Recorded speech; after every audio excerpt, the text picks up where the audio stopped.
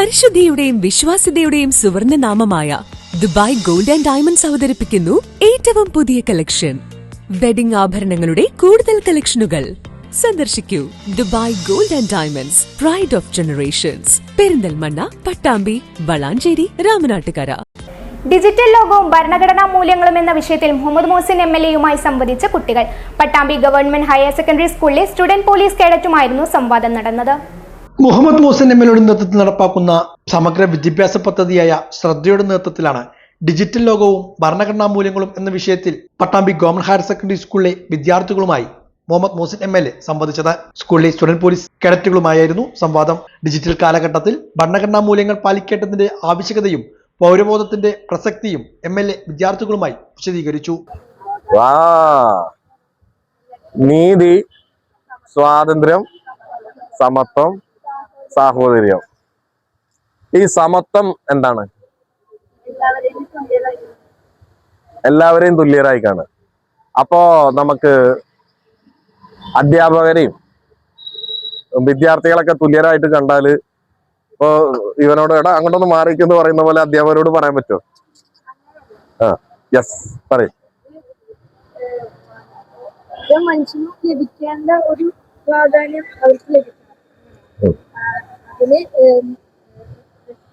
ഓരോരുത്തർക്കും അവരുടേതായ രീതിക്ക് കൊടുക്കണം. കാരണം അതിലേക്ക് കുട്ടികൾ സാർമാർ ചെന്നിട്ട് ഡായെന്നോ അങ്ങനെയൊന്നും വിളിക്കരുത്. അവർക്ക് അവരുടേതായ ബഹുമാനം കിട്ടും. Very good, very good. കൈയടിക്കണം. നല്ല പോയിന്റാ പറഞ്ഞത്. അതായത് നിയമത്തിന്റെ മുമ്പില് എല്ലാവരും തുല്യരാണ്, അല്ലേ? സ്ത്രീയാണ് എന്നതിന്റെ പേരിൽ അവരുടെ ഒരു അവകാശം ഹനിക്കാൻ പാടില്ല. പുരുഷനാണ് എന്നതിന്റെ പേരിൽ അവരുടെ അവകാശം ഹനിക്കാൻ പാടില്ല. ഈ പ്രദേശത്ത് നിന്ന് നോർത്ത് ഇന്ത്യൻ ആണ്, സൗത്ത് ഇന്ത്യൻ ആണ് എന്ന് പറഞ്ഞ് നിയമത്തിന്റെ മുമ്പിൽ ഒന്നും കാണിക്കാൻ പാടില്ല. ഒരു പ്രത്യേക ജാതിയിലോ മതത്തിലോ വിശ്വസിക്കുന്നവരാ അല്ലെങ്കിൽ ജാതിയാണ് എന്ന് പറഞ്ഞിട്ട് അവരെ മാറ്റി നിർത്താൻ പാടില്ല, അല്ലേ?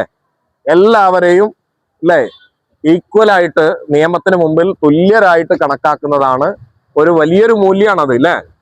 നമ്മളെ രാജ്യത്ത് പലപ്പോഴും അങ്ങനെ അല്ലാത്ത സംഭവങ്ങളും നമ്മൾ കേട്ടിട്ടുണ്ട്, അല്ലേ? വിദ്യാർത്ഥികളുടെ ചോദ്യങ്ങൾക്ക് മുഹമ്മദ് മോഹസിൻ MLA മറുപടിയും നൽകി. തുടർന്ന് താലൂക്ക് ആശുപത്രിയിൽ രോഗികൾക്കും കൂട്ടിരിപ്പുകാർക്കും ജീവനക്കാർക്കും ഭക്ഷണം വിതരണം ചെയ്യുന്ന സേവന പരിപാടിയിലും മുഹമ്മദ് മോഹസിൻ MLA പങ്കെടുത്തു. മുൻ നഗരസഭാ ചെയർപേഴ്സൺ O ലക്ഷ്മിക്കുട്ടി, നഗരസഭാ കൗൺസിലർ വിജയകുമാർ, ശ്രദ്ധ കൗൺസിൽ അംഗങ്ങൾ SP, student police coordinator Prashanth, പരിസ്ഥിതി പ്രവർത്തകൻ Muraleedharan Velerimadham, Shraddha convener doctor KP Ashif, P Hashim, Karunakaran, Parameswaran, Muhammad Rafeeq തുടങ്ങിയവരും സന്നിഹിതരായിരുന്നു. സമഗ്ര വിദ്യാഭ്യാസ പദ്ധതിയായിട്ടുള്ള ശ്രദ്ധ, ആ ശ്രദ്ധയുടെ നേതൃത്വത്തിൽ SPCയിലെ കുട്ടികൾക്ക് ഒരു എക്സ്പീരിയൻസ് ഉണ്ടാക്കാനും അതോടൊപ്പം തന്നെ ആശുപത്രിയിൽ ഉള്ള രോഗികൾക്കും കൂട്ടിരിപ്പുകാർക്കും ഭക്ഷണം എത്തിക്കാനും വേണ്ടിയിട്ടുള്ള ഒരു അവസരമാണ് ഇന്നിവിടെ ലഭ്യമാക്കിയിട്ടുള്ളത്. നമുക്ക് എല്ലാവർക്കും അറിയാം, ആരോഗ്യം എന്നത് ഏറ്റവും വലിയ സമ്പത്താണ്.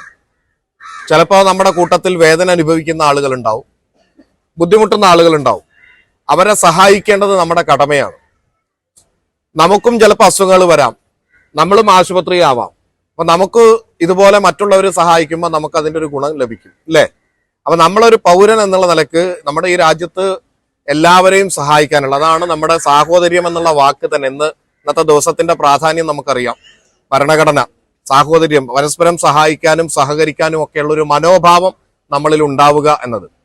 സ്റ്റുഡന്റ് പോലീസ് കേഡറ്റായിട്ട് വളരുമ്പോൾ നമുക്ക് നല്ലൊരു അവസരമാണ് കിട്ടുന്നത്.